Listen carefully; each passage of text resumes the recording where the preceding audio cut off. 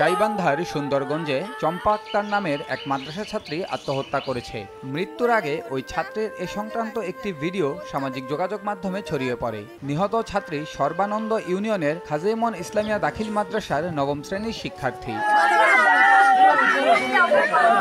পরিবারের দাবি, বিয়ের প্রলোভনে ওই মাদ্রাসা ছাত্রীকে ধর্ষণ করে তার প্রেমিক। পরবর্তীতে বিয়েতে রাজি না হওয়ায় আত্মহত্যা করে। সুন্দরগঞ্জ পৌরসভার বামনজল গ্রামের হাসেন আলীর ছেলে শাকিল মিয়ার সঙ্গে মাদ্রাসা ছাত্রীর প্রেমের সম্পর্ক গড়ে ওঠে। কয়েক বছর থেকে বিয়ের প্রলোভন দেখিয়ে তার সঙ্গে শারীরিক সম্পর্ক করে আসছিল শাকিল। এক পর্যায়ে চম্পা বিয়ের জন্য শাকিলকে বললেও সে তা এড়িয়ে যায়। শাকিলে কইছে মোক বিয়ে করার কথা, তখন ওই কইছে যে হলো তুই তো বিয়ে করেন নাম। শাকিল বিয়েতে রাজি না হয়ে উল্টো চম্পাকে আত্মহত্যা করতে বলে। এর কিছুদিন পর শাকিলের আত্মীয় সর্বানন্দ গ্রামের সোনামিয়া চম্পাকে কীটনাশক এনে দেয়। এরপর গত 15 মে পরিবারের অজান্তে চম্পা ওই কীটনাশক পান করে অসুস্থ হয়ে পড়ে। পরে তাকে উদ্ধার করে রংপুর মেডিকেল কলেজ হাসপাতালে নেওয়া হয়। সেখানে দীর্ঘ 31 দিন মৃত্যুর সঙ্গে পাঞ্জা লড়ে সোমবার চিকিৎসাধীন অবস্থায় হাসপাতালে মারা যায় চম্পা।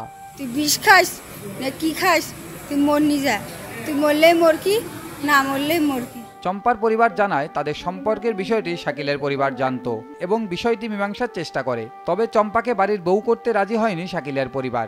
এ কারণে মানসিকভাবে ভেঙে পড়েছিল চম্পা। শাকিলের প্ররোচনায় চম্পা আত্মহত্যা করেছে। শাকিল এতদিন বিয়ে করেছিল, এখন নাকি বিয়ে করে না।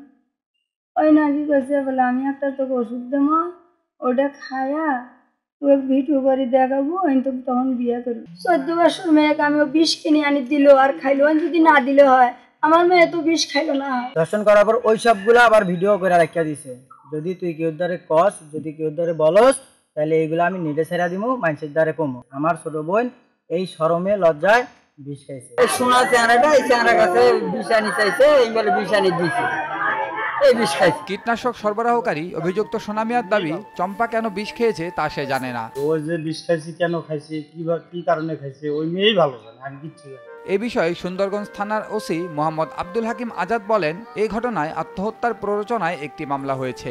অভিযুক্ত আসামিদের গ্রেফতারের চেষ্টা চলছে। নিউজ ডেস্ক, দেশ টিভি।